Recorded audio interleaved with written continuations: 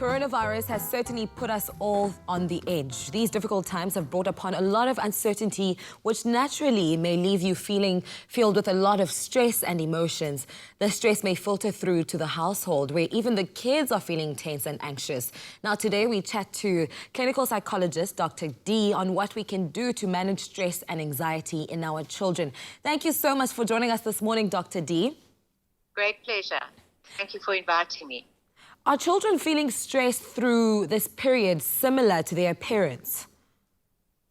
Look, children are definitely feeling it. Just look at the changes in their lives. I mean, the obvious one is that they're not going to school, as they do every day. So there's been just a complete turnaround in their routine. They can't see their grandparents very often. And for many, many people, that's kids. That's such an important, connecting, wonderful aspect of their lives. And of course, playing with their friends. Everything's been changed.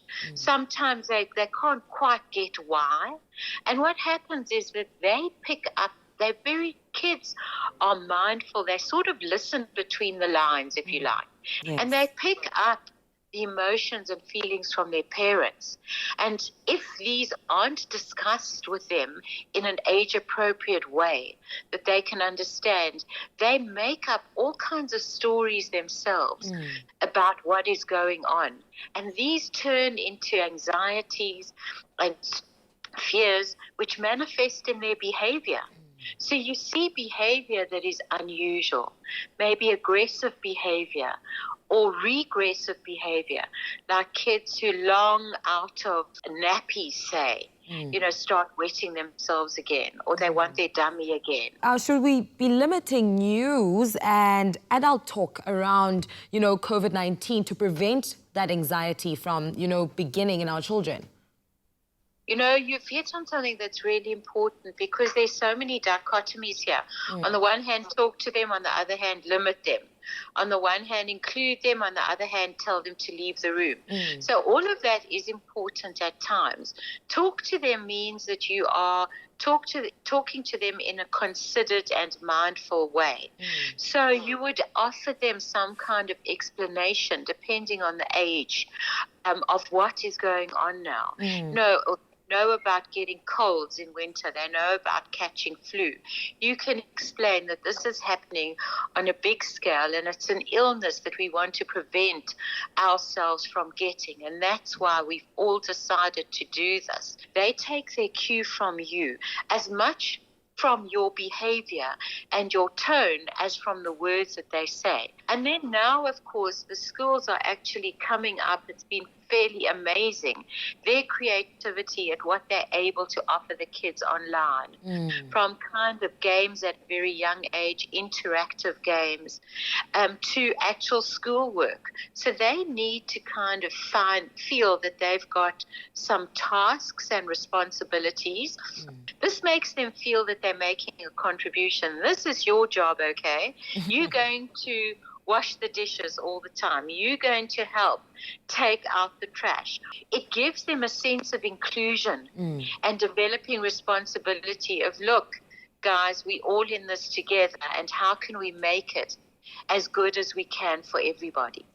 But then, with the coronavirus and lockdowns happening currently, especially in our country, a lot of families are affected by it in different ways, for example, financially. Would you then suggest that we share that with our children? Like, how does that work?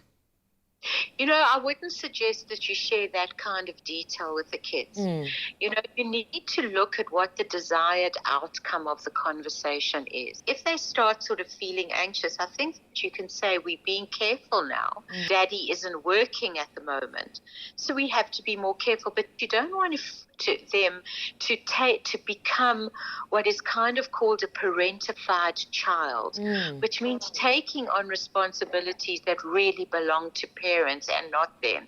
These uncertain times generate different kinds of behavior, especially in kids that were a little bit anxious even before. These times act as an incubator to kind of exaggerate and bring out areas of difficulty that you were dealing with even previously. What you do is you help calm them down. If they need to sleep in your room, just for a little bit to feel more secure, for goodness sake. You know, you need to recognize that these feelings are not going to go away by harshness and by admonition and that kind of thing. It's through understanding and acceptance and generating more of a feeling of security, that they feel more secure, that they feel contained, that they feel that their parents are safety nets for them. And then those feelings can go away. On the side, if they don't, there are two things to look out at. One is extent. If it's to the extent that it affects their functioning on a day-to-day basis, they can't focus, they can't function, they're out of control.